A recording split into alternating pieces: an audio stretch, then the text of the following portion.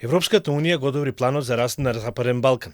Македонија, Албанија, Србија, Црна Гора и Косово ќе поделат 6 милиарди евра кои ќе бидат наменети за развој на регионот. Потекот на официјален Брисел, со кој државава добива на располагање неповратни грантови во износ од 750 милиони евра, е своевидна потврда дека реформите кои се спроведуваат даваат резултати.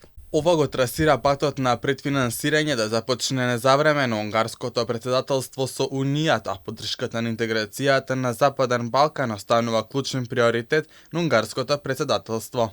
Според формулата од регулативата на инструментот за реформи и раст, усвоена од страна на Европскиот парламент и Советот на Европската унија, Македонија треба да добие 750,4 милиони евра за период од 2024 до 2027 година, од кои првите 7%, односно 52,5 милиони евра, државата треба да ги добие најдоцна до крај на годинава. Планот за развој, кој го одобри Советот на Европската унија, во март годинава ќе биде наменет за спроведување на реформи и развој на целиот регион.